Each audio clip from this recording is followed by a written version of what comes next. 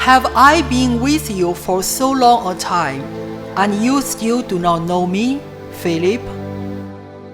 Brothers and sisters, today in the Gospel, Jesus said this to Philip. It seems to me that this Master Jesus is kind of scolding his disciple for not reaching the expectation of the teacher.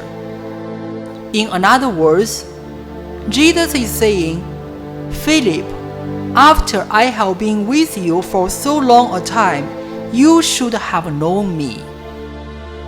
You should have understood what I am telling you. So let's remember that Philip was one of the first disciples of Jesus. He was led by Peter to Jesus. Then later, he was the one who brought Nathanael to Jesus. Then let us ask another question.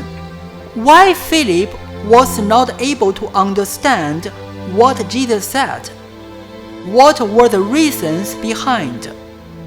The reasons might be many, but instead of looking into these questions, let us turn the attention to ourselves. Because the case of Philip might happen to many of us too. What would be his words if Jesus says similar words to each one of us? He might say, Father Francis, you have been a religious for almost 20 years, and still you find it hard to pray the whole rosary daily? Or Jesus might say to you, My child, I have been with you and helping you in many of your life situations, and now you are still doubting my compassion? Or many miracles I have performed in your life, and still you have little faith in me? So, brothers and sisters, we might find it hard when we are following the steps of Jesus. But let's remember that when a child is born, he could not chew hard food, but only sweet milk. As he is grown up, his parents would not give him milk anymore, but solid bread and meat, and so on. So our spiritual journey is the same like a child growing up. That is why in today's Gospel, Jesus is challenging us to do something more, both physically and spiritually, both mortification and penance. So let's remember that those things we remember in our Mass, they are ahead of us, but they became saint. Some of them they reach a mature age, like 90 plus. But still there are some people, they died at a very young age, maybe 24, like St. Teresa of Chalcis, or like 15, like St. Philomena, and even younger, like a Chinese saint, St. Anna. She died at the age of 13. So we can see that as long as we put effort into the way to become holiness, so our age does not matter. So for each one of us, our vocation is like a spiral circle journey going up to heaven, not a round circle journey or like a circle.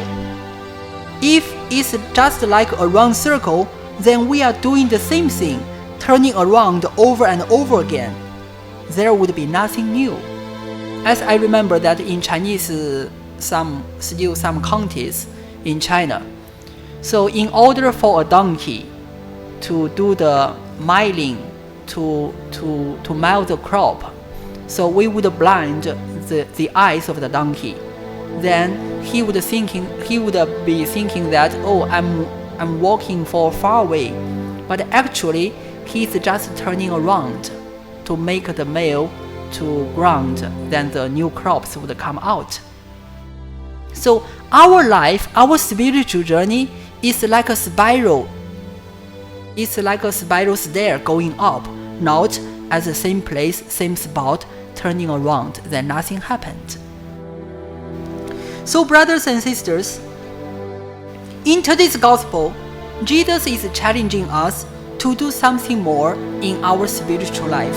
It's just like the gospel when boy Jesus was found in the temple. Later he went home together with Mary and Joseph.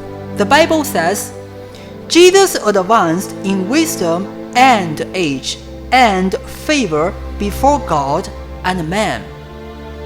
This Bible verse tells us that as time passes, there are threefold advancement in human development. Spiritually, the wisdom, and physically, our age, and third one is in terms of our relationships with God and man. So, these three, both we need to pay full attention and make it balanced. So many times we might have spent time and energy on a certain matter and still we fail to reach the expectation. So today let us remind ourselves once more that we really need to put more effort and maybe we need to persevere in what the devotion and the prayer we are doing now. May God bless us.